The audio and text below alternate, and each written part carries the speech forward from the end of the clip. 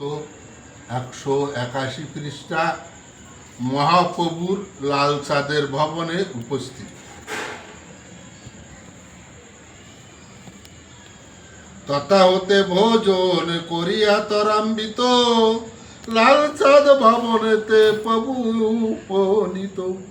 ঘর মধ্যে বসি প্রভু ভক্তগণের সাথে পূর্ব ভক্ত ইতি কথা বলে আনন্দেতে।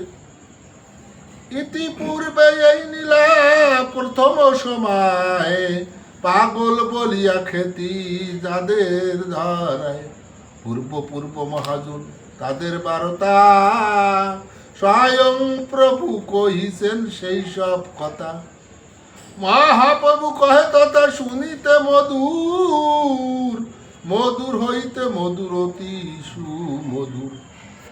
এই রূপে ইষ্ট গোষ্ঠ কৃষ্ণ কথা লাভ আরো যত এদানি পাগল প্রস্তাব। এখন এই ঠাকুর মহাপ্রভু লাল চাঁদের ভবনে উপস্থিত হলেন। লাল চাঁদের ভবনেতে প্রভু উপনীত হয়ে ঘরের মধ্যে বসি ভক্তগণ সাথে পূর্ব ইতি কথা বলে আনন্দে। পূর্বে কে কি ছিল, হ্যাঁ কি বৃত্তান্ত, এইগুলো ভক্তদের সঙ্গে ঠাকুর আলোচনা করে। ঠিক আছে।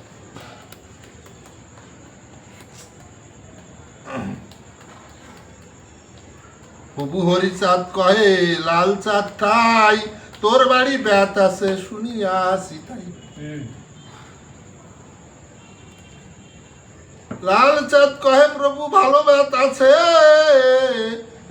লতিতে উঠেছে ব্যাত বড় বড় গাছে। ওই সব বড় আম গাছ দেখা যায়, ব্যাত বেয়ে উঠিয়াছে গাছের আগায়।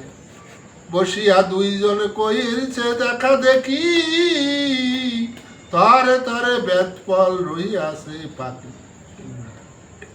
এই বেত হতে দুটি বেদ দেহ মরে, আর এক ইচ্ছা বেদ ফল খাইবারে।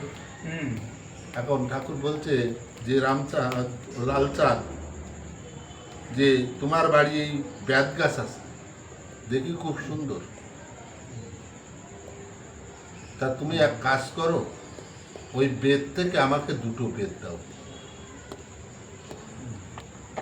আর ওই বেদ গাছে ফল হয়ে পেকে বলেছে, ওই ফল খাবার বড় আশা। ঠাকুর বলছে লালচাঁদ।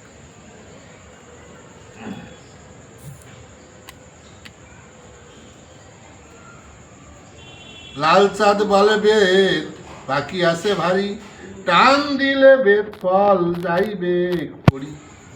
ফল ধারা বেদ বড় ভালো নাই রয়, অফলা অফলা পুরাণ বেদ দিব মহাশয়। ঠাকুর বলে লাগে বেদ ফল আন, তাহা শুনে মৃত্যুঞ্জয় করিল প্রয়াণ। ওই বলার সঙ্গে সঙ্গে মৃত্যুঞ্জয় গোসাই উঠে ওই বেদ ফল আনতে আহ্বান হয়েছে। ঠাকুর কহেন ওই বেদ বড় ভালো, বেশি নয় মাত্র দুটি বেদ গিয়া তোলো। দুটি বেদ তুলিয়া আনো হো মামঠাই, বেদ তোলা শেষ কথা আগে ফল চাই। দুটো ওই বেশি বেদ তুলবা না, দুটো বেদ তুলবা, বেদ তোলার আগে বেদ ফল আমার চাই।